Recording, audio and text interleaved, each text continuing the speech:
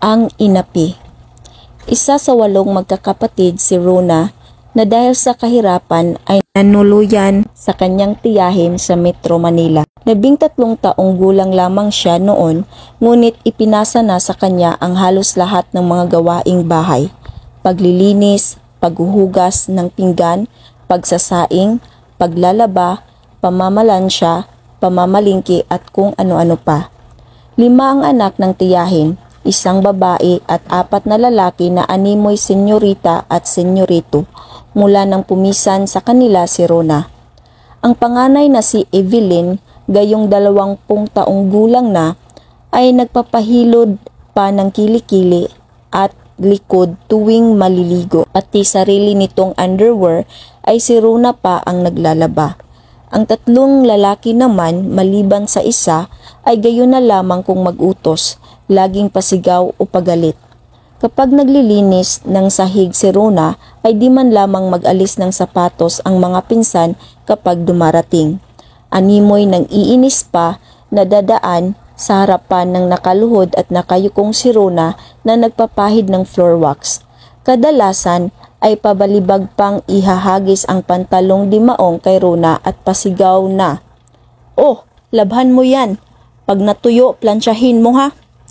Bakasyon noon, halos sa araw-araw ay ganyan ang gawain ni Rona. Linis, saing, laba, plansya. Ang pabibigat pa man din ng mga pantalong di maong ng mga pinsan. Ginawa siyang tagalaba ng mga ito. Si Rona ay hindi itinuring na kamag-anak kapag may mga dumadalaw na kaibigan ang mga pinsan at say o katulong ang pakilala sa kanya. Sa hapagkainan, si Rona ang tagasilbi. Hindi siya isinasabay sa pagkain. Laging huli. Gayong mahaba naman ang misang kainan. Kung ano ang matira ay iyon lang ang makakain niya. 4 na bisis sa isang linggo ay tinapang isda ang ulam nila. Ulo lamang ng tinapa ang pwedeng kainin ni Rona. Iyon ang laging itinira sa kanya ng tiyahin. Sa murang katawan ni Rona, ang hirap ng trabaho at salat na pagkain sa piling ng tiyahin ay hindi niya inaalintana. Siya ay alilang kanin. Ang mahalagay patuloy siyang nakapag-aaral sa Pasig High School. Lagi niyang nilalakad pa uwi ang Pasig at Pateros na halos ay 4 na kilometro ang layo. Wala siyang pocket money, walang snack, laging nagugutuman.